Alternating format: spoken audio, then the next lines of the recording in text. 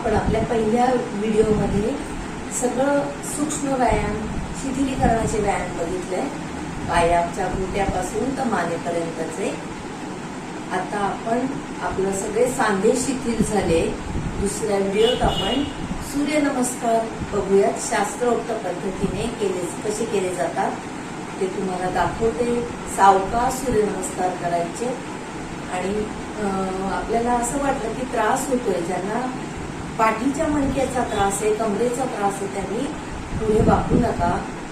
किंवा ज्यांना सूर्यनमस्कार या पद्धतीने घालता येत नसेल त्यांना आपण खुर्चीत बसून सुद्धा सूर्यनमस्कार घालता येतात. त्याचा पण आपण व्हिडिओ पाठवणार आहोत. तर आपण आता सूर्यनमस्काराला सुरुवात करूया. सूर्यनमस्कार कसे घातले जाते हे बघूया. त्याचा फायदा काय होतो हे पण मी सूर्यनमस्कार झाल्यावर सांगते. नमस्कार स्थिती. दोघं पाय जुळवायचे.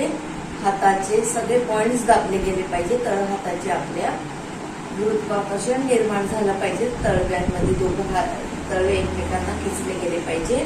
हात हृदयापाशी. प्रार्थना म्हणून घेऊया. हिरण्मयेन पात्रेण सत्यशापीतं मुखं तत्त्वं भूषण अपारु सत्यधर्माय दृष्टये. ओम ह्रां मित्राय नमः.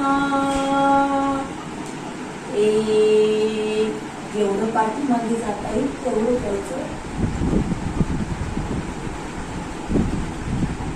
2 सावकाश खाली यायचं.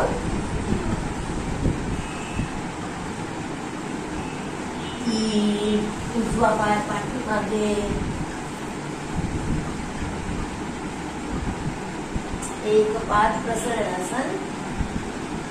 4 पाद प्रसरणासन. या पद्धतीने चौथी स्थिती. 5 शशांकासन. विश्रांती स्थिती. 5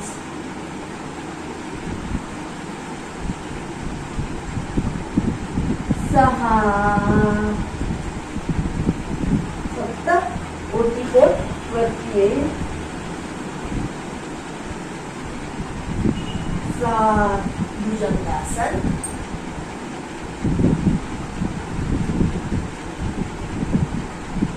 8 भूधरासन किंवा श्वानासन.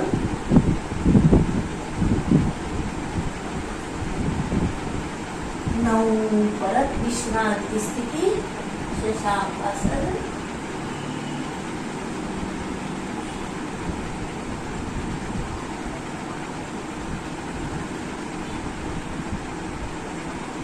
10 जो पाय मध्ये घेतला तो दोघं हाताच्या मध्ये.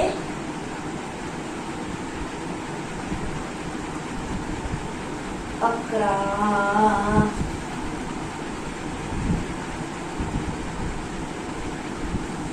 12 आपलं कपाळ गुडघ्याला लावायचा प्रयत्न करायचा. आणखीन एक घालून बघूयात. ओम ह्रीं रमये नमः. 1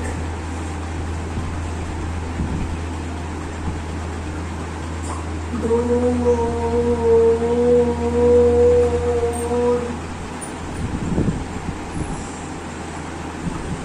3 आता डावा पाय पाठीमागे घ्यायचा.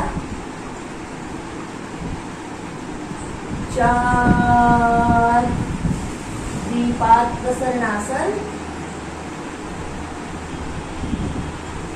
5 विश्रांती स्थिती.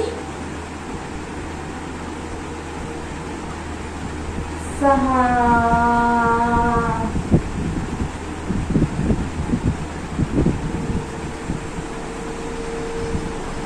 7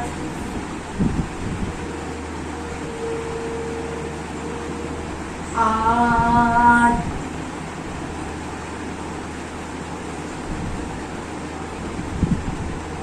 9 शशांकासन,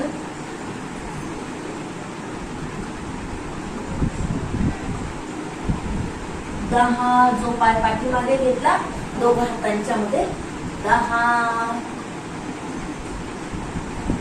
11 दुसरा पाय जुळवा 12. या पद्धतीने सूर्यनमस्कार घालायचे. जेवढा आपला स्विमिंगने व्यायाम होतो तेवढाच व्यायाम आपल्याला सूर्यनमस्काराने मिळत असतो. सगळे आपल्या जेवढे सांधे आहेत ते सूर्यनमस्काराने मोकळे होतात. अन्नाचं पचन होत नाही, त्याच्यामुळे पादहस्तासनाचा सुद्धा आपल्याला फायदा होत असतो.